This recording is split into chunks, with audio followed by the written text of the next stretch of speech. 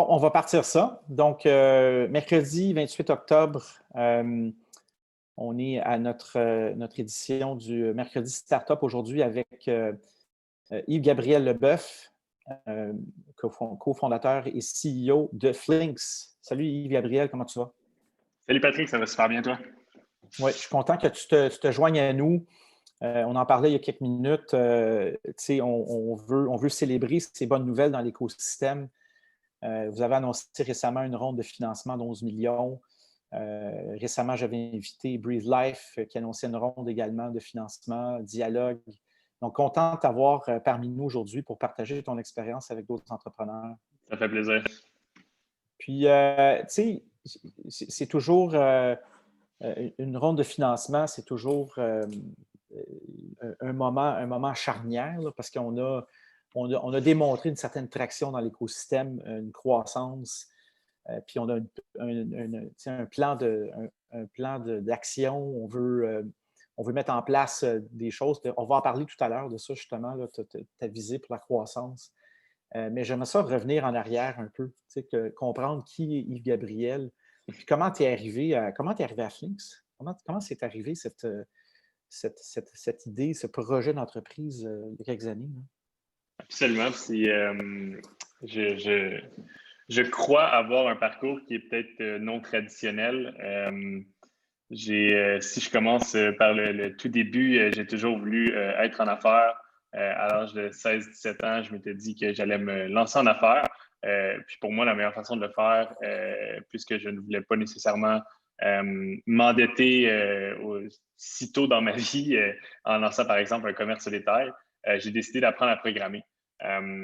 Puis de fil en aiguille, j'ai eu quelques commerces en ligne. Puis ça m'a éventuellement mené à créer une boîte de consultants en logiciel avec deux cofondateurs qui opèrent toujours cette compagnie-là. Puis de là, on a commencé un peu à avoir des clients dans le domaine de la finance.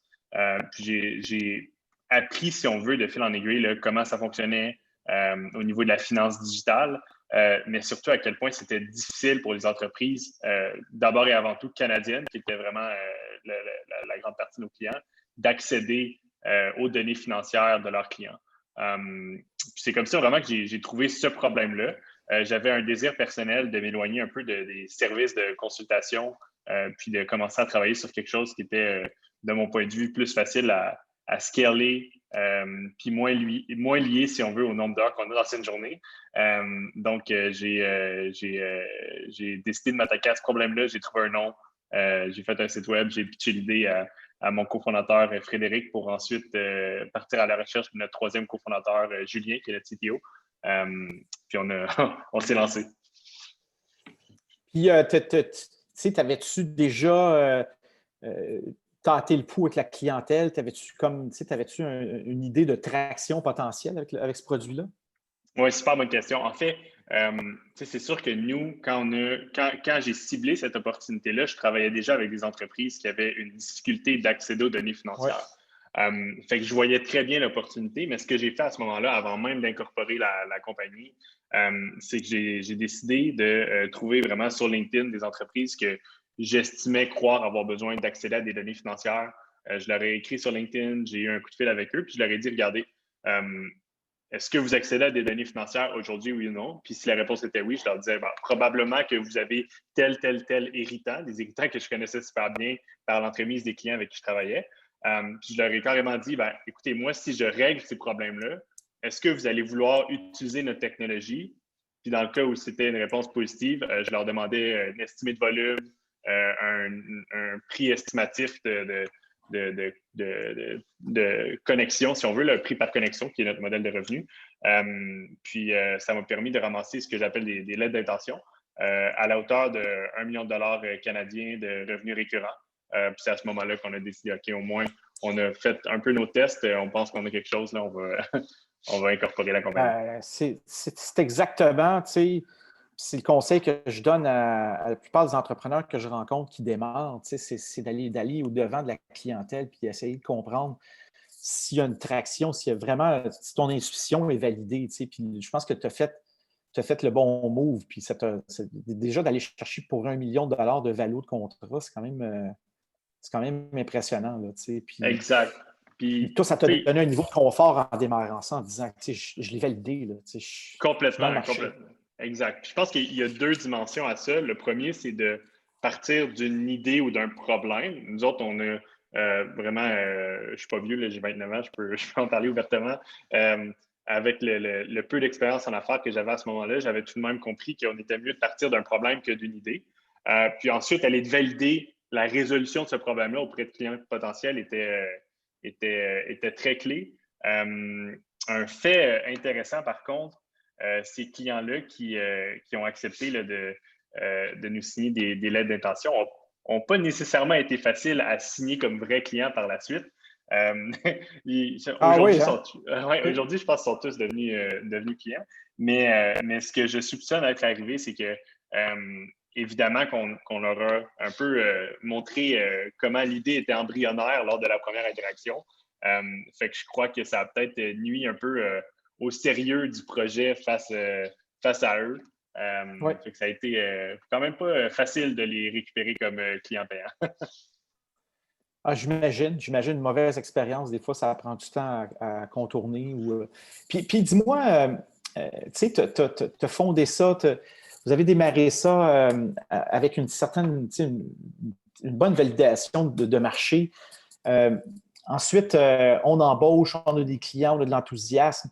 Mais ça a été quoi les gros obstacles que tu as rencontrés jusqu'à date, là? Je dirais qu'on a eu comme deux impacts vraiment eventful, si on peut dire, dans l'histoire de la compagnie. Ouais. Le premier a été au moment où on voulait lancer le produit. On allait un peu à l'encontre de la vision qu'on avait des fintechs au moment où nous, on a commencé à travailler là-dessus. On entendait beaucoup, nous autres, justement, de conseillers, mentors, accélérateurs, ainsi de suite, que c'était super important d'avoir un produit très, très, très mature dans le domaine de la finance avant de lancer pour les risques d'erreur, pour les risques de sécurité, ainsi de suite, ainsi de suite. Puis on est vraiment allé à l'encontre de ça. Pour nous, ça a été très, très, très important de générer des revenus le plus rapidement possible. Frédéric et moi, là, qui ne sommes pas des développeurs, on se trouvait complètement inutile en attendant que le produit soit à la version 1. Oui. Fait on travaillait sur le pipeline jour et nuit. On voulait absolument signer des revenus. Puis on a réussi à générer des revenus 4 mois après avoir incorporé la compagnie, 4 ou 5 mois après avoir incorporé la compagnie. Ce qui est assez, selon nous, phénoménal dans le domaine de la finance, encore une fois. Ben oui, absolument. Mais ça ne voulait pas dire pour autant que le produit était bon. Fait que je pense que le premier gros struggle qu'on a eu, c'est de livrer un produit qui était assez bon pour être compétitif dans le marché. Ça a vraiment été notre plus gros challenge. Notre deuxième plus gros challenge auquel on a fait face, c'est qu'on a démarré l'entreprise avec l'idée de résoudre un problème qui était vraiment un problème canadien, en se disant, on va penser à un autre marché plus tard. Pour nous, le Canada, c'est intéressant. Mais plus tôt que tard, on s'est rendu compte que la vision qu'on avait n'était pas assez ambitieuse. On n'allait pas construire vraiment une compagnie de plusieurs milliards de dollars avec ce problème-là. Puis pendant quelques mois, on s'est quand même pas mal cherché à essayer de comprendre qu'est-ce qu'on va faire pour vraiment faire exploser la compagnie. Puis finalement, là, c'est sur ça qu'on travaille.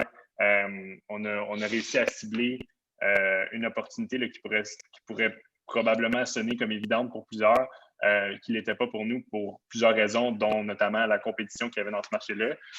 Mais pour nous, la plus grosse opportunité qu'on voit vraiment, c'est de pénétrer le marché américain en date Ben oui. Puis ça, vous avez commencé. Oui, tranquillement. Puis comment ça se passe? C'est quoi avez-vous des vendeurs là-bas? Comment tu rentres aux États-Unis quand tu es en fintech? C'est pas Absolument. Évident. Encore une fois, je pense qu'on a peut-être une approche qui est peut-être pas tant traditionnelle. C'est public, on vient de lever 11 millions de dollars. On a décidé de ne pas nécessairement dire OK, on prend 7 millions puis on le met sur les États-Unis, on engage 20 vendeurs. Puis c'est pas notre approche. Notre approche est un peu de répliquer ce qu'on a fait au Canada. Donc, de lancer un produit rapidement, générer des revenus, apprendre de ces revenus-là, apprendre de ce produit-là, puis de là, double down, triple down, grossir. Fait qu'en ce moment, on a une équipe produit qui est dédiée aux produits américains. Puis on a un vendeur qui est en Californie là, qui fait de la vente. On devrait être en mesure là, de faire à peu près fois 30 à l'équipe de vente d'ici 2 à 3 mois aux États-Unis, si tout continue de bien aller comme ça. Fois quoi? J'ai dit fois 30, mais c'est proche de la réalité. Pour vrai, c'est énorme! C'est tellement une grosse opportunité. Ouais. C'est vraiment Jesus! quelque chose qu'on prend au sérieux. Puis on est encore une fois dans un contexte de marché qui est très, très, très particulier à notre industrie. Nos 2 plus gros compétiteurs sont en processus d'acquisition par respectivement Visa et Mastercard. Puis ont des problèmes présentement avec le département de la justice américain. Fait qu'il y a vraiment non seulement un bassin incroyablement élevé de clients qui ne sont pas nécessairement satisfaits présentement des services offerts sur le marché américain. Puis de l'autre côté, une distraction incroyable des compétiteurs qui nous ouvrent grandes les portes. Là, fait que c'est vraiment un timing parfait. Parce que c'est ça, ils sont distraits par le potentiel, les potentielles acquisitions, c'est ça? Exact. Wow! Écoute, 30 fois, c'est quand même... Alors, gérer cette croissance-là, c'est pas évident non plus. Tu sais, processus d'embauche, Shérif de Dialogue, il en parlait l'autre fois quand il était ici. Ils ont vraiment un processus super tight. Comment tu vas gérer ça, toi, des 30 embauches, admettons, aux États-Unis? C'est sûr, on n'a pas atteint je pense, la maturité de Dialogue encore. On est encore une relativement petite équipe.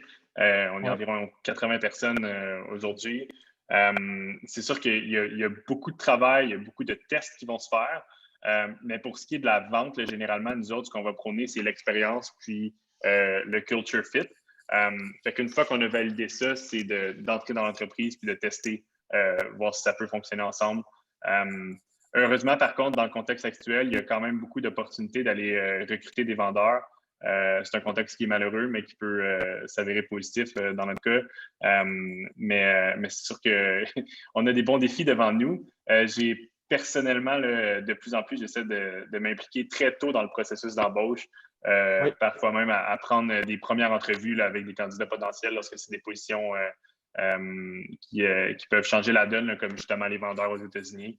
Je pense que ça aide aussi à partager c'est quoi les fondamentaux puis les valeurs de la compagnie aux candidats. Les valeurs, c'est ça. Ouais.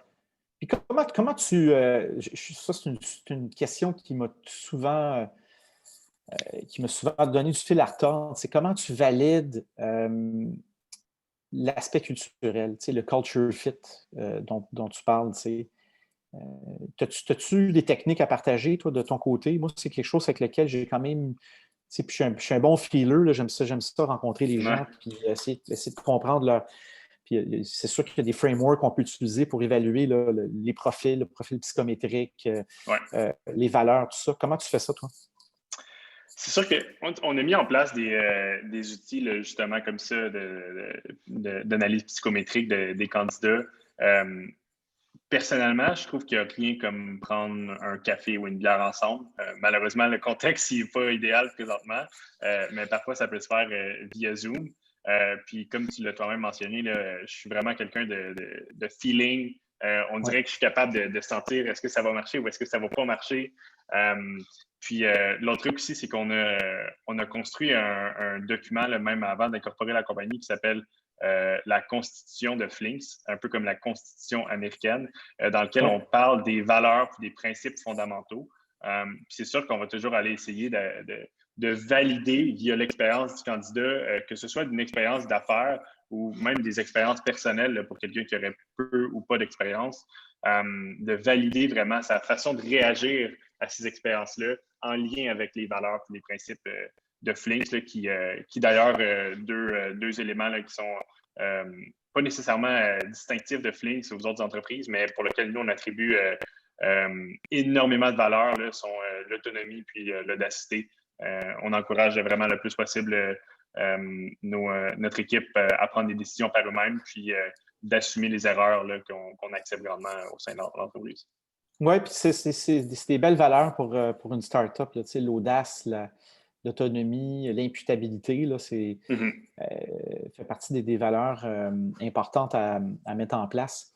Euh, Tu sais, toi, comme fondateur, là, tu t'impliques dans l'embauche, j'imagine que tu t'impliques aussi dans les ventes, tu t'impliques assurément avec les investisseurs. Fait que tu as les clients, tu as le staff, les investisseurs en tête tout le temps. Puis, ce qu'un CEO doit avoir, d'un CEO d'une startup, là, doit avoir comme préoccupation constante, tu sais. Euh, Qu'est-ce que toi, là-dedans, tu as trouvé le plus tough depuis que tu as démarré Flinks? Qu'est-ce qui t'a donné le plus de. Qu'est-ce qui t'a empêché de dormir le plus? C'est C'est-tu une, avec les investisseurs? C'est-tu avec les clients? C'est-tu avec le staff? Qu'est-ce que tu as trouvé le plus tough? c'est une super bonne question. Puis, j'irais pas jusqu'à dire que c'est tabou de parler de ça, mais c'est du moins un défi que moi j'ai dû relever là, personnellement. Mais je pense que c'est un peu de comprendre c'est quoi sa job comme CEO. C'est peut-être contextuel sur le fait que j'avais pas d'expérience similaire dans le passé, mais vraiment de comprendre qu'est-ce que je devais faire pour mon équipe, pour nos actionnaires, pour notre conseil d'administration, puis comment je pouvais faire la différence dans l'atteinte de nos objectifs vers vraiment la mission, la vision qui nous occupe de manière quotidienne. Je pense que ça a été ça vraiment mon plus gros challenge. Dit comme ça, je pense que c'est peut-être je dirais peut-être que c'est heureusement que ça a été ça mon plus gros challenge parce que ça fait en sorte que j'ai pas eu. Ça peut parler sur le fait que j'ai pas eu de gros problèmes avec notre équipe, avec nos Oui. investisseurs à lever du capital. Je dis pas que ça a été facile dans le passé nécessairement de faire tout ça. Mais je pense qu'on a vraiment, vraiment, vraiment une équipe qui est très, très, très forte. On a des actionnaires qui sont incroyables, qui supportent nos idées, nos initiatives, qui aiment lorsqu'on prend des directions, qu'on change les directions. Je pense qu'on est très, très, très choyé de ça. Puis finalement, là, quelque chose, peut-être pour conclure là, sur cette question-là, que je vois ou que j'entends relativement régulièrement, c'est un peu la relation qu'un CEO fondateur peut avoir avec le fundraising, puis les relations avec les investisseurs, tout ça. Ouais. Moi, j'en mange, j'adore, je veux faire ça tout le temps. C'est ça que j'aime le plus faire dans la compagnie. Euh, fait que pour moi, par exemple, on en parlait brièvement là, avant l'appel, de closer une round puis de finalement retourner dans le day-to-day. Moi, quand je close une round, je pense à la prochaine tout de suite, puis j'ai vraiment hâte, puis je veux tout de suite commencer, puis comment je peux le faire plus rapidement, puis tout ça. Je trouve que c'est un peu comme le plus gros sales pitch qu'on peut faire, puis je trouve que c'est très, très, très gratifiant l'accomplissement qu'on peut avoir comme entreprise d'atteindre ces objectifs-là. Là. Absolument. Tu sais, là, tu as chassé un éléphant, là, tu vas aller chasser le mammouth. Fait que Ah ouais, on est déjà après ça. tu es déjà sur ta série B. Donc, tu sais, puis là tu es sur un plan. Tu as un plan rattaché à ton 11 millions. Je présume que c'est pas mal relié à la croissance aux États-Unis. Y a-t-il autre chose qui est dans ce plan-là pour la croissance? Qu'est-ce que vous avez Dans le comme plan pour le 11 millions, la ronde, là? Absolument. Dans le fond, nous, on voit vraiment la croissance de l'entreprise en deux piliers. Il y a la croissance géographique, mais il y a aussi les verticaux de produits. Ouais. Fait qu'initialement, le premier produit qu'on avait, c'était de connecter les institutions financières pour aller chercher des données de consommateurs canadiens. Puis, on a tranquillement commencé à lancer d'autres verticaux, notamment l'enrichissement de produits, plus récemment aussi les données d'investissement, donc des comptes d'investissement, les données de petites et moyennes entreprises. Donc, ça, c'est tous des verticaux de produits sur lesquels on a travaillé dans le passé, puis il y en a d'autres sur lesquels on va travailler là, dans un futur rapproché, notamment, par exemple, les données d'assurance, les données gouvernementales, les données d'emploi ou des trucs comme ça. Donc, vraiment, tout le 360, ce qui pourrait être lié vraiment aux données financières de près ou de loin. Pour nous, ça rentre dans notre vision de connecter les données financières à travers le monde. Mm. Très cool, très cool. Fait que tu as une expansion géographique, puis tu as aussi une expansion là, de tes produits. Exact. Très, très, très intéressant. Euh, tu, tu parles de ta prochaine ronde, puis j'imagine que tu penses déjà aux autres. Euh, c'est quoi la finalité? Est-ce que tu veux avoir un gros siège social à Montréal ou tu veux vendre après un certain milestone? C'est quoi ton objectif final? Euh, c'est sûr que nous, présentement, on nous parle de la compagnie pour devenir le plus gros le plus rapidement possible. On n'a pas vraiment d'ambition de vendre. Je pense qu'il y a deux bons moments pour vendre une entreprise. C'est quand on est très petit ou quand on est très, très, très gros. On est un peu in between. Puis une fois qu'on est gros, je ne pense pas que c'est nécessairement quelque chose qui va nous intéresser. C'est sûr qu'on a des réflexions à savoir est-ce qu'un jour on va vouloir aller public. Je pense que ce jour-là pourrait potentiellement venir plus tôt que tard. Ou si on a une forte croissance qui pourrait justifier le besoin d'aller public plus tôt que tard. Mais c'est sûr qu'on n'a pas vraiment d'intention, nous autres, d'essayer de faire un flip, d'envoyer le siège social aux États-Unis à la suite d'une acquisition. On préfère pour l'instant voir à rester à Montréal. Tant et aussi longtemps, évidemment, qu'on a le support de l'écosystème montréalais. Mais on pense qu'il y a énormément d'avantages concurrentiels à être à Montréal.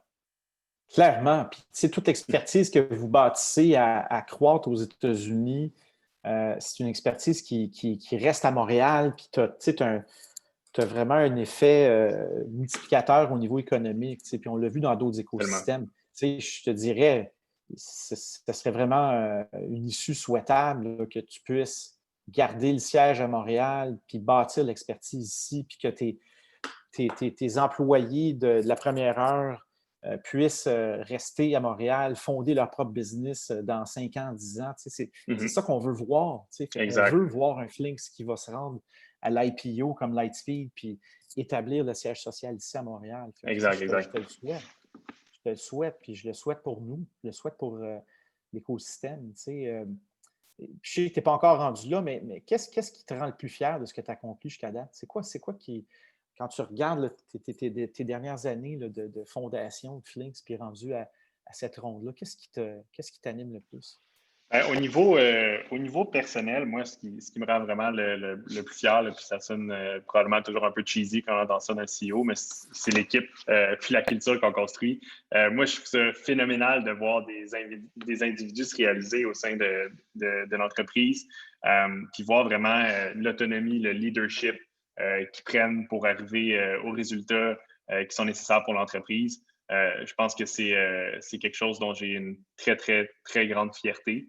Je pense aussi que c'est quelque chose que l'entreprise, si elle avait un âme humain, je pense que l'entreprise serait fière de la même chose aussi. Ben, complètement. Puis j'ai posé la même question à Ethan Song de Frank Oak. Lui, il a quitté au début de l'année. Puis c'est exactement la même réponse qu'il m'a donnée. Sur les 10 ans qu'il a vécu avec Moda Suite, pivot vers Frank Oak, un autre 8 ans. C'est l'impact sur son équipe, puis comment cette équipe-là, puis il y a même des employés de la première heure qui sont toujours là, encore aujourd'hui, même après la Ouais. vente. Fait que toi, t'as-tu gardé tes employés de la première heure? Oui, je pense qu'on regarde ça par cohorte. Je pense que la première cohorte, il y en a une bonne partie qui est encore là. La deuxième cohorte, je pense qu'il y en a peut-être un peu plus qui ont quitté. Probablement que c'était dans les eaux où on commençait un peu à se chercher et à voir qu'est-ce qu'on allait faire. Puis la troisième cohorte, on a commencé à embaucher un peu plus senior, plus d'expérience, on a plus de moyens, on est rendu plus mature comme entreprise. Fait que j'ai confiance qu'on va pouvoir être ensemble pour vraiment une longue période de temps. Mais au niveau de la première cohorte, oui, c'est vraiment quelque chose qu'on trouve intéressant de voir aussi des employés qui sont là, depuis le tout début, puis qui assistent, dans le fond, avec nous, les fondateurs, au milestone de la compagnie. Puis tu sais, une autre question qui me vient à l'esprit, c'est l'évolution, ton évolution, toi, là-dedans, depuis le début. Ton rôle, forcément, au fur et à mesure que l'entreprise va croître, ton rôle va se transformer. Tu ne seras plus pas en tout la même job dans 2 ans Exact. qu'elle était aujourd'hui. Puis aujourd'hui, c'est probablement pas le même job pas en tout que tu avais il y a 2 ans. Fait que, as-tu du fun là-dedans? As-tu du fun d'en voir ce rôle-là évoluer, d'être plus macro parce que tu vas être moins tu vas être moins impliqué dans l'opération comme telle.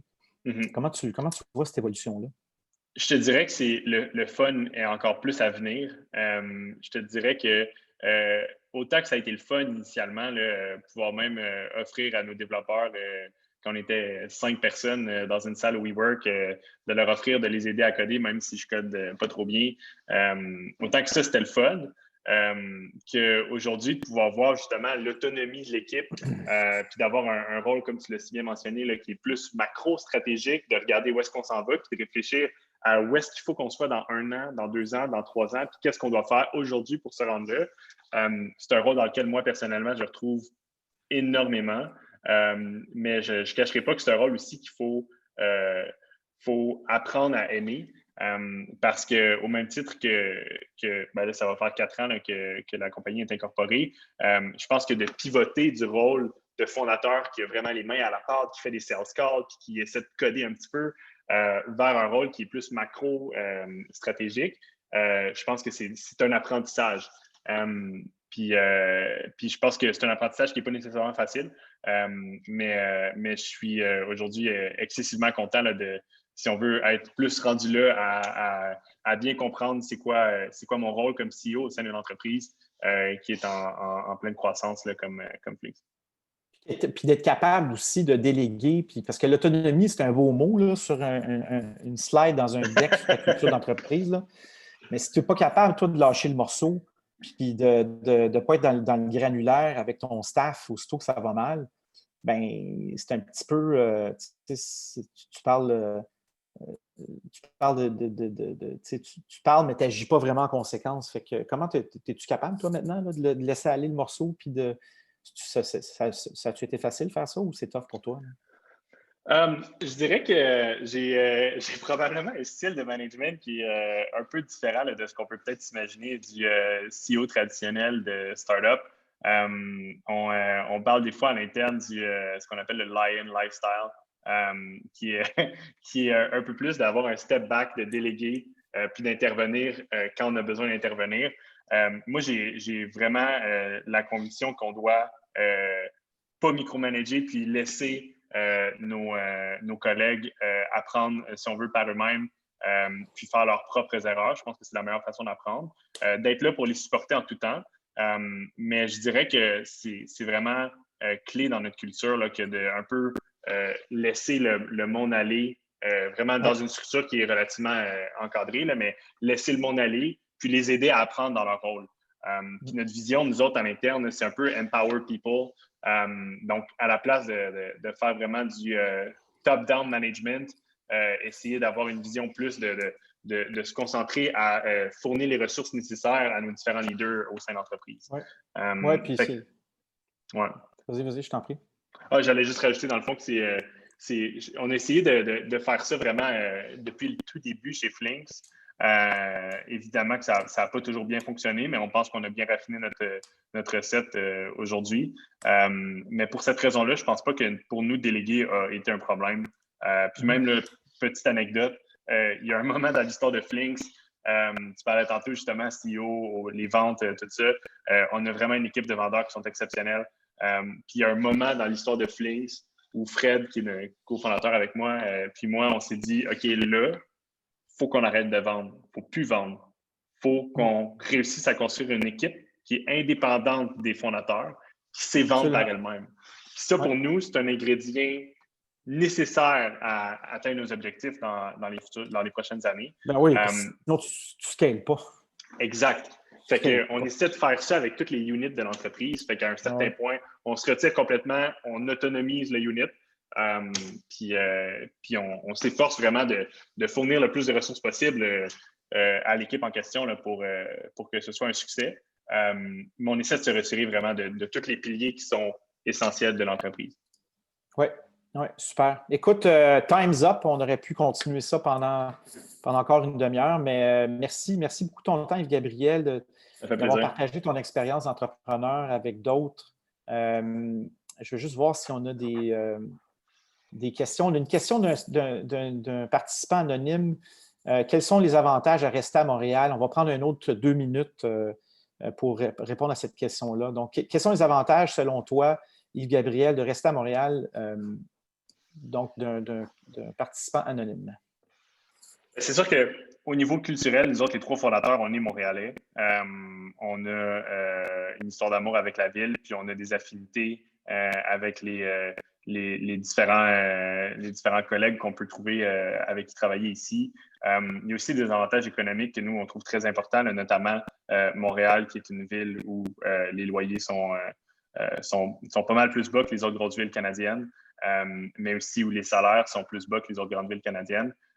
Puis au niveau de Montréal/Canada versus États-Unis, ici, tout ce qui est crédit pour recherche et innovation, chez Flinks, du moins, c'est quelque chose qui est un énorme avantage concurrentiel sur lequel on mise énormément, puis qui fait partie vraiment de notre plan de croissance des prochaines années.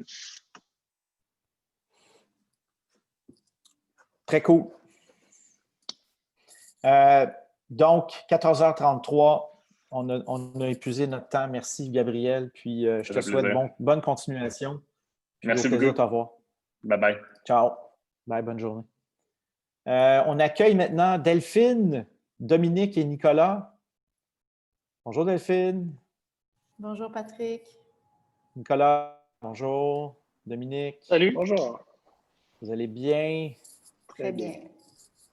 All right. Donc, j'ai le plaisir d'accueillir maintenant Delphine Beauchamp, qui est directrice générale de La Piscine, Nicolas Roy, qui est PDG de DPT, et Dominique Lebel, qui est vice-président senior chez Behavior Interactif. Donc, content de vous avoir ici aujourd'hui. On change de sujet complètement. On était dans le domaine de la FinTech avec un entrepreneur qui a démarré sa business dans les règles de l'art, qui est allé voir ses clients, puis qui a démarré avec déjà des contrats de la business. Puis là, on passe au domaine de la culture.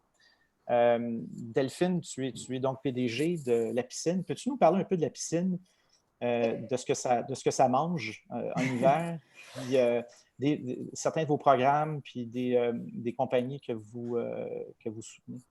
Oui, tout à fait.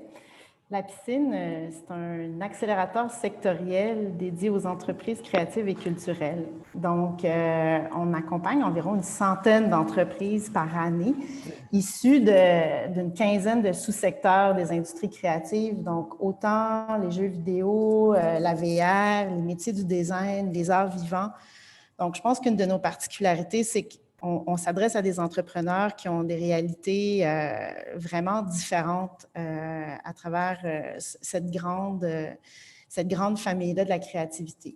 On a à peu près 70 experts qui tournent autour de nos entreprises dans nos différents programmes. Juste cette année, on a fait 4500 heures d'accompagnement, des fois en format cohorte, des fois en format individuel. Donc, ça dépend vraiment des besoins ou des prémices sur lesquelles on va bâtir un parcours d'accompagnement avec les entreprises.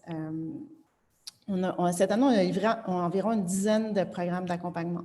En ce moment, on travaille avec l'École nationale de cirque et le Centre de recherche et d'innovation et de transfert en arts du cirque sur un programme avec des jeunes créateurs qui ont été comme vraiment touchés par la COVID parce que les arts du cirque, en ce moment, les débouchés ne sont pas les mêmes qu'il y a quelques mois. Donc, on travaille avec eux sur des propositions entrepreneuriales. On a travaillé avec le FCTNM, les femmes du cinéma, de la télé, des médias numériques, sur des programmes liés à leurs entreprises dans ce secteur-là.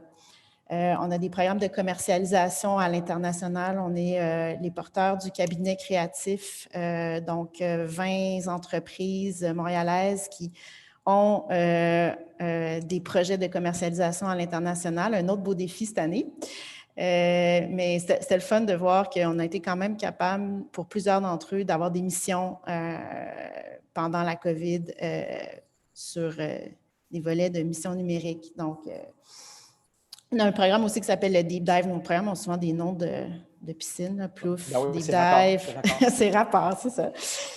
Donc, le Deep Dive, c'est un programme où là, on est vraiment sur du personnalisé. Puis, on va passer environ 300-400 heures avec une entreprise sur différents volets des problématiques liées à leur croissance. Donc, nous, notre objectif, c'est vraiment d'identifier avec les entreprises les facteurs de leur croissance puis taper là-dedans. C'est-à-dire essayer de les amener à atteindre certains objectifs qui se donnent par rapport à leur croissance, puis mettre autour d'eux une équipe pour ce faire, pour les aider à réaliser ces éléments-là. Les créateurs, souvent, ne vont pas se définir comme des gens de business. Fait qu'il faut leur faire réaliser qu'ils ont souvent le potentiel en eux, puis juste venir soutenir la démarche, puis travailler certaines compétences. Donc, je pense que cet élément-là, créativité à faire, on a encore du chemin à faire à Montréal sur l'acceptation que c'est des choses qui vont de pair. Même culture, je te dirais, nous, on a cette particularité de considérer que la culture, c'est un champ aussi sur lequel on peut avoir des modèles d'affaires innovants. Puis que oui, les modèles de financement sont souvent liés à des subventions, mais que derrière tout ça, il y a quand même des démarches de pérennité, puis comment on travaille notre volet d'investissement pour être capable de tabler sur notre croissance aussi. Puis aussi, on a notre projet immobilier dans lequel on est arrivé en juillet, donc le Rodier. Puis tu es là en ce moment, là? Hein? Non, là, je suis chez Normal, dans le Mail, une des entreprises qu'on accompagne. Alors, mais oui, c'est ça, pour les entreprises qu'on accompagne, mais c'est très varié, en fait. Ça va des PT, Normal, qui sont dans l'immersif, la technologie. Mais on a aussi des entreprises comme Urbania à travers le cabinet créatif qui sont à un niveau de maturité quand même déjà avancé, des compagnies de danse, beaucoup de monde en muséal. Donc, on a vraiment une variété d'entreprises. Puis dans le Rodier, c'est le lieu pour que tout ce beau monde-là se rencontre avec les professionnels, les gens d'affaires, nos partenaires privés, nos partenaires publics pour créer cette ambiance d'échange puis de maillage qui va amener nos industries à rayonner à l'international, mais aussi, ce qui est très important pour nous, à travailler sur le développement de nouveaux modèles d'affaires. C'est un peu le point, on a souvent eu la conversation ensemble, mais c'est un peu le point sur lequel je voulais qu'on discute aujourd'hui avec Nicolas et Dominique. Je pense qu'on a une méconnaissance de ce que les entreprises créatives peuvent apporter à l'économie en général. Donc, on sait que Montréal est reconnu mondialement pour sa créativité. Ce n'est pas un grand secret. On est quand même souvent assez fiers de se marketer dans ce sens-là. Par contre, puis Nicolas et Dominique vont avoir des exemples puis des positions là-dessus super intéressantes. On a encore du travail à faire pour intégrer, je pense, puis je dirais même dialoguer avec d'autres secteurs où nos entreprises pourraient complètement être des collaborateurs pertinents et performants. Fait que c'est un peu l'angle que je voulais prendre aujourd'hui dans notre échange. C'est super. Puis, moi, je suis d'accord avec toi, là, cette notion que la créativité et le profit seraient en contradiction, pour moi, c'est un non-sens. Je pense qu'il y a là, actuellement, la crise a frappé quand même le secteur de la culture de plein fouet, comme le tourisme également. Fait que je pense que c'est un contexte qui force justement à pousser cette réflexion-là encore plus loin puis de la mettre en application. Fait que c'est super ce que vous êtes en train de faire par rapport à ce secteur-là. Puis moi, je suis intéressé d'en apprendre plus sur justement cette mise en application dans d'autres secteurs qui ne sont pas nécessairement des réflexes naturels auxquels on pourrait penser. Là. Fait que content d'avoir Nicolas et Dominique ici. J'ajouterais que derrière les expériences que ces entreprises-là développent pour le domaine du divertissement ou de la culture ou de l'expression artistique, il y a des expertises de pointe, en fait, qui existent dans les murs de ces entreprises-là qui peuvent complètement être applicables à d'autres modèles d'affaires. Puis souvent, ils en sont conscients. Donc, c'est comment le révéler, en fait, puis comment aussi positionner Montréal sur ce maillage-là entre des expertises de pointe puis notre capacité à être créatif. Voilà. Fait que, veux-tu qu'on peut-être parler de ta business, Nicolas, puis ensuite, on va voir Dominique aussi se présenter, puis présenter Behavior, juste quelques minutes. Absolument. Le studio s'appelle DPT. On est un studio d'innovation créative. C'est-à-dire qu'on utilise des technologies de pointe pour concevoir des expériences interactives et immersives, en particulier en réalité augmentée et virtuelle. Puis ça s'adresse aux grandes entreprises, aux institutions culturelles, puis au divertissement. Puis pour rebondir un petit peu sur ce que Delphine disait, c'est sûr que le marché le plus évident, c'est celui de la culture puis du divertissement. C'est un marché souvent où on peut se permettre de prendre plus de risques, souvent parce que les budgets sont plus petits, mais ça veut dire aussi qu'on a les coudées plus franches. Ça nous permet d'explorer, en particulier quand on parle de plateformes émergentes comme le VR et l'AR, là où des grandes entreprises ne veulent pas être les premiers à faire le saut. À travers la culture, on est capable de développer ces technologies-là, développer ces expertises-là, puis ensuite avoir des case studies avec lesquels on peut aller voir des entreprises puis leur montrer qu'il y a quelque chose à faire avec ces technologies-là, qu'on n'est pas juste dans un contexte de culture ou de divertissement. Puis, si on parle spécifiquement de la réalité virtuelle, les gens pensent souvent à jeux vidéo ou films. Moi, je pense à deux choses. Premièrement, empathie. C'est une technologie qui permet de se mettre carrément dans la peau de quelqu'un d'autre. Puis ça, on l'a fait sur un de nos projets sur la santé mentale, en fait. Ça te permet d'entrer dans la tête de quelqu'un qui souffre de troubles bipolaires. C'est quelque chose qui serait impossible à faire avec une autre technologie. Puis l'autre chose qui est super intéressante, c'est qu'il y a plusieurs études qui ont été faites sur la façon dont notre cerveau traite une expérience de réalité virtuelle. On le vit comme une expérience réelle. Donc, on s'en souvient comme une expérience réelle. C'est pas juste quelque chose qu'on regarde. Donc, si on parle d'applications industrielles ou en grandes entreprises comme pour la formation, ça peut être de la formation technique, mais ça peut être aussi pour de la formation conscientisation face au harcèlement sexuel, par exemple. C'est des choses, en fait, qui nous permettent de faire des trainings souvent à moindre coût puis qui vont être plus efficaces que ce qu'on fait en ce moment avec les technologies plus standards, disons. Mm-hmm. Dominique? Oui, bonjour Patrick. Alors, bien content d'être là. Alors, moi, je suis chez Behavior Interactif. Behavior, c'est une boîte de jeux vidéo qui est là depuis 30 ans. Alors, ça remonte dans les premiers 30 ans. Donc, dans les premiers studios qu'il y avait au Québec, il y avait peut-être 4-5 studios. C'est avant l'arrivée d'Ubisoft, c'est avant l'arrivée des crédits d'impôt qui ont permis de structurer l'industrie.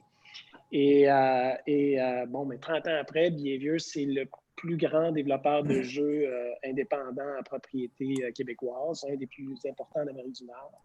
On est 700 employés dans le Milex.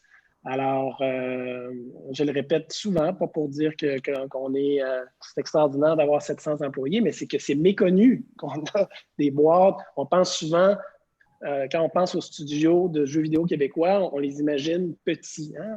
Alors qu'au contraire, il y a des grands studios qui rayonnent partout dans le monde et on fait surtout des grands produits.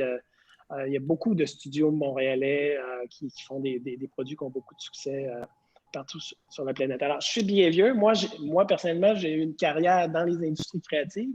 J'ai passé 10 ans dans une boîte de publicité qui s'appelle Cossette. Alors, j'étais un des dirigeants de Cossette à l'époque. Et là, maintenant, depuis 6-7 ans dans l'industrie du jeu vidéo. Alors, je trouve ça assez passionnant de voir comment Montréal peut être positionné aujourd'hui. Alors, chez Behavior, on fait 3 choses maintenant. On fait de la propriété intellectuelle. On a un grand jeu, notamment, qui s'appelle Dead by Daylight et qui connaît beaucoup de succès depuis le printemps 2016 et qui a fait en sorte qu'on publie nous-mêmes ce jeu-là. Donc, on fait le marketing du jeu, tout ça. Et j'en parle parce que c'est très rare dans le marché québécois où on a des équipes à Montréal qui font le marketing d'un jeu. Alors, on fait ça autour de notre jeu Dead by Daylight. Après, on a une équipe de service dans le jeu vidéo. C'est-à-dire, on développe des jeux pour d'autres. Par exemple, on a fait le jeu Assassin's Creed, le volet mobile d'Assassin's Creed avec Ubisoft. On fait Game of Thrones avec HBO à New York. Alors, donc, on fait du service dans le jeu et on fait aussi du service à la grande entreprise, ce qui est le volet que je dirige à l'intérieur de Behavior. Alors, moi, moi, mon parti pris, c'est qu'est-ce qu'on fait dans le service du côté jeu et qu'est-ce qu'on apprend chez Dead by Daylight à tous les niveaux, sur le plan technologique, sur le plan de notre connaissance des consommateurs, et que je peux prendre et que je peux transposer dans des solutions pour la grande entreprise. Alors moi, c'est ça le pari que je fais. Puis tout à l'heure, Delphine disait bon, ben, l'importance de l'industrie créative à Montréal et au Québec, c'est plus un secret. Elle a raison. Mais ce qui est un secret encore bien gardé, par contre, c'est qu'est-ce qu'on peut faire pour des industries en dehors du secteur culturel, du secteur du divertissement. Puis ça, à mon avis, on aime ça parler des deux solitudes là, pour toutes sortes de raisons. C'en est une, deux solitudes, ça. C'est-à-dire, cette industrie créative-là qui a tellement d'importance à Montréal, dont le jeu vidéo est un des joueurs majeurs là-dedans, mais l'industrie créative est tellement importante à Montréal, mais en même temps, il y a encore aujourd'hui très, très, très, très peu de liens avec plusieurs secteurs d'activité. Tout à l'heure, Nicolas parlait des exemples en santé. Bien, il y a beaucoup de mariages qu'on pourrait faire en santé. Chez Bienvieux, je pourrais en parler, on a un exemple. Dans l'aéronautique, par exemple, on travaille beaucoup avec Bombardier. Il y a des grandes industries au Québec. Comment on fait le mariage avec l'industrie créative? Moi, je pense que c'est notre défi des prochaines années. Puis il y a beaucoup de croissance pour nous. C'est quoi les moyens? Ça serait quoi les moyens pour y arriver, to bridge that gap, pour rapprocher combien il y a d'emplois dans ce secteur-là, là? Animation, vidéo, studio, c'est 10 000?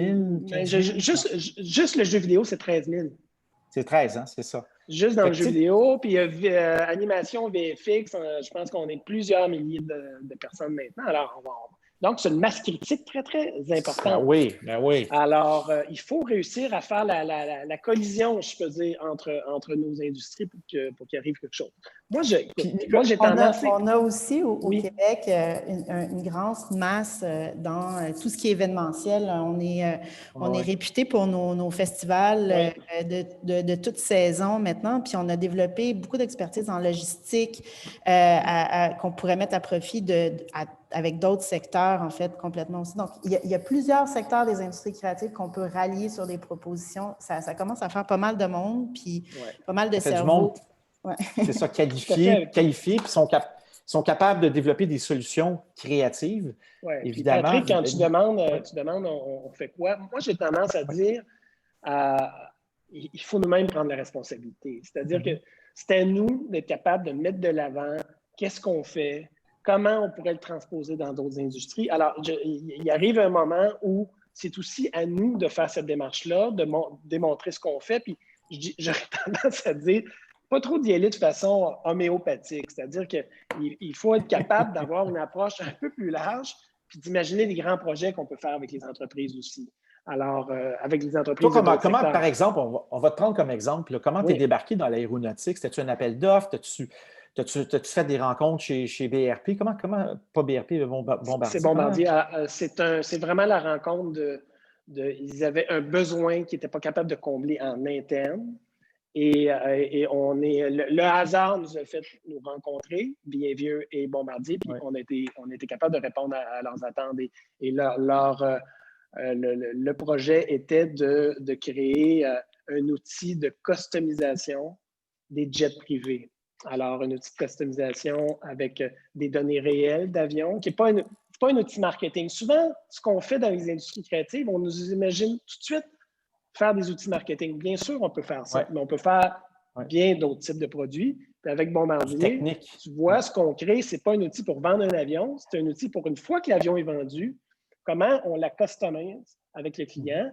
Et notre outil permet d'envoyer des données directement à la production chez Bombardier. Donc, c'est pas un outil marketing, c'est un outil qui est utilisé en interne chez Bombardier, améliorer la productivité, faire des gains, toutes sortes. Alors, on est vraiment dans le core business des jets privés chez Bombardier. Alors, c'est vraiment la rencontre de deux mondes. Puis, tu sais, moi, je pense qu'on pourrait le prendre, Nicolas pourrait prendre l'exemple du AR, VR, puis dire, bon, lui, c'est quoi les apprentissages qu'il fait qui sont transposables? On est vraiment capable de faire ça. Puis, Tu vois, dans l'industrie du jeu vidéo, pour moi, je divise en deux choses. La première chose, c'est notre mindset de développeur de jeux vidéo. Puis le mindset de développeur de jeux vidéo, c'est qu'on ne crée pas aujourd'hui un produit qu'on met sur une tablette. On produit un être vivant aujourd'hui quand on crée un jeu vidéo. Dans le sens que maintenant, c'est un service qui évolue dans le temps. Ça, il y a beaucoup d'apprentissages qu'on fait là-dedans qui sont très, très bons pour la grande entreprise. L'autre angle aussi, c'est l'angle consommateur. C'est-à-dire qu'avec l'arrivée des téléphones intelligents et du free-to-play, ça fait en sorte que nos produits, nous, on les donne. C'est ça la réalité du jeu vidéo aujourd'hui. Pour une grande part de notre industrie, on donne nos jeux.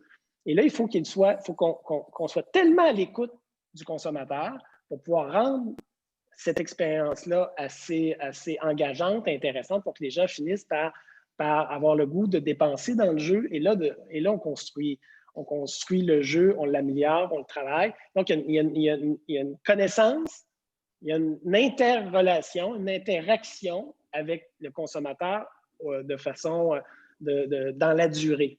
Alors, il y a beaucoup d'apprentissages qu'on fait dans le jeu qui sont utiles pour d'autres. Ça, c'est la première chose. L'autre grand volet, c'est le volet technologique. Ça, c'est vrai dans l'industrie du jeu, mais c'est vrai dans d'autres industries créatives. On a de la technologie qui répond à des besoins qu'on a dans nos industries, mais qui, transposées par d'autres, peuvent faire littéralement des miracles. C'est le cas dans l'industrie du jeu, je peux en parler facilement. Les engins de jeu permettent des choses aujourd'hui. C'est unique dans l'industrie. La tech sophistiquée, là, je veux dire, ça fait quoi? 10 ans, 15 ans que l'intelligence artificielle est mise en application dans les jeux. C'est probablement un des secteurs qui utilise de façon plus intensive l'AI à Montréal depuis 10-15 ans. Nicolas, de ton côté, toi, tu parlais de la médecine. Comment vous réussissez à rentrer dans ce milieu-là? Avez-vous parce que c'est quand même des cycles de vente longs, c'est pas évident de rentrer là. Comment vous avez fait? Oui, en fait, le projet dont je parle, on est tombé là-dedans un peu par hasard. C'est parti d'un projet, justement, très culturel, relié à un documentaire. Puis, on a fini par créer une expérience qui, maintenant, est utilisée dans les facultés de psychiatrie et de psychologie à l'université pour du training. C'est utilisé dans différents centres psychiatriques. Fait que, comment après, on le package puis on le vend à l'industrie médicale? J'ai pas encore fait ce lien-là, honnêtement. Alors, nous, ce qu'on fait, c'est qu'on a créé une expérience qu'on sait qui fonctionne, qui génère beaucoup d'intérêt, mais il faut encore faire le pont. Ensuite, il y a d'autres industries avec lesquelles ce pont-là a déjà été fait. On a travaillé avec Autodesk, entre autres, qui est une grosse entreprise qui développe des logiciels d'ingénierie, d'architecture, mais aussi 3D, 3D plus entertainment. Puis, eux nous ont approchés pour faire une expérience VR qui permet de montrer comment leurs logiciels peuvent être utilisés pour faire de la manufacture additive à grande échelle. Fait que, on s'entend, on est loin de l'entertainment puis de la culture. Ici, on parle d'imprimer des hélices d'éoliennes avec une imprimante 3D. Fait que, mais on est quand même dans un entre-deux, puisque Autodesk, il baigne un petit peu dans la créativité. C'est peut-être plus facile pour une entreprise comme ça de nous laisser rentrer et de comprendre les avantages. Mais on en a fait une autre avec Boulard, qui est une grande boulangerie. Ils vendent du pain. Vous avez sûrement vu leur pain un peu partout à l'épicerie. Eux ont ils ont une usine super high-tech. Ils créent du pain artisanal, mais dans une usine très high-tech puis en très, très grande quantité. Puis leur gros selling point, c'est justement leur usine. C'est quand les gens de Subway, McDo, IGA visitent l'usine, qu'ils réussissent à signer des deals. Mais ça peut être compliqué de faire visiter l'usine. Donc, avec eux, on a développé un système en réalité augmentée qui leur permet de traîner leur usine dans leur poche. Fait qu'en AR, ils peuvent présenter l'usine. Toute la chaîne de production est animée de A à Z. On voit exactement comment le pain est fait, combien de temps ça prend du début jusqu'à la fin pour que ton pain soit prêt à partir en épicerie. Puis pour eux, c'est un outil de vente qui est extrêmement puissant. Puis c'est du pain. Fait que tu es dans le manufacturier carrément. Fait que ça aussi, c'est une application intéressante. Puis, tu sais, Patrick, pour rebondir sur ta question de tantôt sur comment, je pense qu'il y a plusieurs steps, là, mais il y en a un, c'est d'en parler, comme aujourd'hui. Tu vois, juste avec des exemples, déjà par des use cases, par les exemples qui existent, on est capable de montrer ce qui est possible. Puis l'autre chose, c'est de créer des opportunités pour les industriels d'avoir ce dialogue-là. Fait que chaque occasion où on est capable de mettre de l'avant des propositions en faisant travailler des jeunes entrepreneurs de d'autres secteurs que les industries créatives avec des entrepreneurs créatifs, on crée des occasions de développer des propositions. Je pense que ça commence par là. Après, je vois, il y a une question de David Lemieux qui dit « Comment vendez-vous les talents créatifs à l'industrie plus traditionnelle? » Je pense que ça passe par la démonstration de l'expertise aussi à certains égards. Tu sais, les exemples de Dominique et de Nicolas parlent, tu sais, de vraiment l'exprimer. Puis c'est drôle parce que je pense que je suis allée sur le site de DPT puis j'ai même pas vu ces exemples-là, tu sais, exprimés. Fait qu'il y a peut-être tu sais, Dominique a dit on a une part de responsabilité. Absolument. Je pense qu'il y a un ownership, puis souvent, il y a aussi, puis on travaille ça avec les créateurs, l'aspect de on ne veut pas travestir la proposition artistique. Donc, c'est là où on parlait de profit, tu sais, la contradiction entre le profit puis la création, tu sais, c'est... Mais je pense qu'on évolue quand même dans tout ça, puis il faut continuer puis c'est notre rôle autant à vous, là, chez Bonjour Startup, que nous, comme accélérateur, de ne pas encarcaner les entreprises, mais plutôt de faire le contraire. Puis, tu sais, Nicolas disait, je ne sais pas comment négocier le deal après. C'est pour ça qu'on a des programmes pour aussi travailler sur ces aspects-là. Mais il y a des questions de marketing aussi, comme tu dis. Nous, on met de l'avant justement nos projets très, très créatifs, puis on met moins de l'avant ces projets-là en entreprise. Pour différentes raisons. Après, est-ce qu'il faut juste scinder le brand? Puis on a une partie qui est dédiée à du enterprise, puis une autre qui est plus culturelle, entertainment. Je ne sais pas. Puis ensuite, il y a la question aussi des équipes. Tu sais, les gens qui viennent travailler chez nous, c'est pas nécessairement pour travailler sur des usines de pain non plus. Fait que c'est quelque chose à garder en tête. C'est des gens qui sont difficiles à garder. C'est une main-d'œuvre extrêmement qualifiée qui peut partir n'importe où, n'importe quand. Donc, ça aussi, ça entre en ligne de compte dans le type de projet qu'on peut faire rentrer dans l'entreprise, puis comment on veut se vendre aussi. Oui. Ça, c'est un gros débat. Puis la main-d'œuvre, les gens qui rentrent dans les studios, ils ont des motivations X qui ne sont peut-être pas toujours alignées avec des projets plus industriels, mais il y en a qui veulent en faire des projets industriels. Absolument. Puis l'autre chose qui me vient à l'esprit, Delphine, c'est que ça prend des vendeurs, ça prend des gens qui vont rentrer puis qui vont, who's gonna sell that stuff, puis rentrer défoncer les portes, créer les meetings, provoquer ces rencontres-là, puis d'aller chercher ces opportunités. Dominique t'en parlait tout à l'heure, c'est ça que ça prend ce profil-là aussi. Ça prend des ouvreurs de porte, mais je trouve que le beau côté, c'est que les créateurs, c'est souvent des bons sellers quand même parce qu'ils absolument. Ils ont comme cette capacité à imaginer une proposition, souvent, là, je ne dis pas tout le temps, mais souvent, mais c'est vrai que ça prend des ouvreurs de porte parce que, tu as demandé à Dominique comment tu as rencontré Bombardier. C'est vrai qu'il y a une question de cercle. Puis, Dominique, tu disais quand on avait parlé il y a quelques jours de ce sujet-là, il faut que les écosystèmes se rencontrent.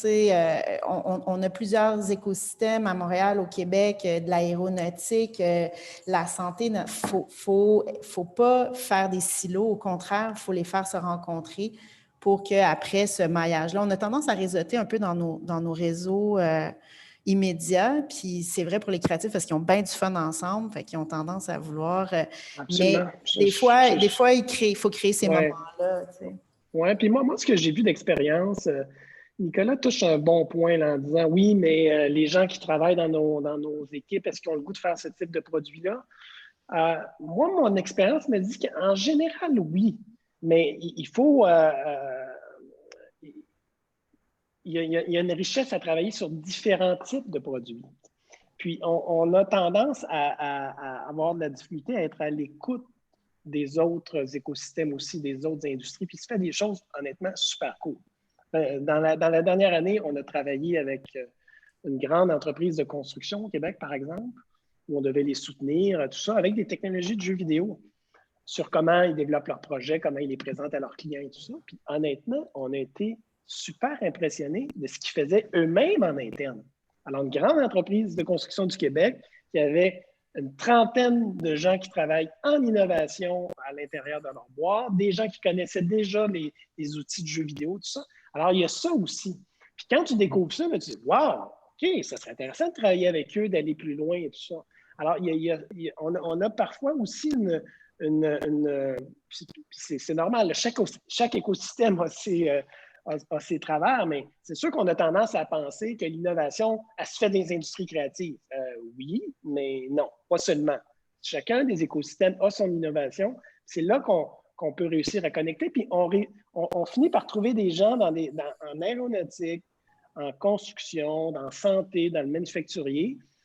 Il y a des gens créatifs là qui peuvent très facilement connecter avec nos entreprises. Alors, ce n'est pas nécessairement avec le chef des finances de l'entreprise XYZ, mais il y a beaucoup d'innovation qui se fait dans beaucoup d'industries au Québec. C'est les différentes équipes d'innovation qu'il faut réussir à faire travailler. Et à l'extérieur du Québec. Absolument. Il ne faut pas avoir peur d'aller à l'extérieur. Là, on excède notre temps, mais on a du fun, fait qu'on poursuit. Vous êtes OK avec ça? On se dit, il y a le Québec, puis là, on est dans la relance économique. Fait qu'on est concentré sur le Québec, mais tôt ou tard, on va devoir exporter encore, puis tirer nos leçons de la pandémie. On ne peut pas passer à côté de certains secteurs industriels comme l'automobile. Je pense à l'automobile qui est en train de redéfinir l'habitacle actuellement pour aller vers des véhicules autonomes. C'est une opportunité énorme pour le VR. Puis l'audiovisuel à l'intérieur des véhicules. Ça, c'en est un.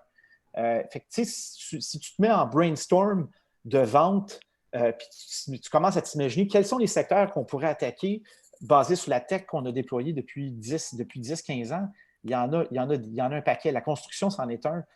Il y a l'aéronautique, l'automobile, la santé, la médecine, la télémédecine, c'est huge. L'énergie au Québec, c'est très important. Ouais. Beaucoup de grandes entreprises là-dedans. Il y a beaucoup d'innovations. Mais je pense que ce que je pense qui fait défaut, c'est le côté ouvreur de porte, vendeur, qui n'a pas peur d'aller là où on n'est pas allé. Je me trompe-tu, Nicolas? Pour nous, c'est exactement ça. Parce que si on est capable d'ouvrir la porte, si on a un meeting, puis on peut leur présenter ce qu'on fait, puis les solutions qu'on peut apporter à ces différentes industries-là, c'est sûr qu'on peut les convaincre. Parce que les rares fois qu'on a réussi, on a pu les convaincre. Mais c'est pas des industries auxquelles on a naturellement accès. Donc, effectivement, ouvrir la porte, pour nous, des fois, c'est un petit peu plus compliqué. C'est pour ça qu'on est avec toi. On a besoin des Patrick Gagné. Oh, mais Dominique aussi, il est pas mal. Il est pas mal. Il n'est pas rentré par hasard chez Bombardier. Là, fait que, je sais. Là, par hasard un lundi matin. Là, là, il est déjà 3h05. On aurait pu continuer une autre demi-heure. Super cool. À chaque fois, je me dis, je devrais faire un invité pour l'heure au complet, mais ça va être pour une prochaine édition. Je vous remercie beaucoup d'avoir participé, Delphine, Nicolas, Dominique, à cette courte discussion. Puis je pense que ça nous amène ailleurs. Puis c'est sûr que ça fait poser d'autres questions, mais peut-être que ça ouvre des portes pour certains. Mais ça alimente notre réflexion. Fait que merci encore d'avoir été là. Merci à toi. Merci à toi. Merci. Je vais juste faire un dernier mot de la fin. La semaine prochaine, dans 2 semaines, en fait, notre édition du 11 novembre, on va accueillir Amira Boutouchan, la fondatrice de Bridger. Donc, c'est un rendez-vous dans 2 semaines. Je vous souhaite une belle fin de journée. Merci. Au revoir.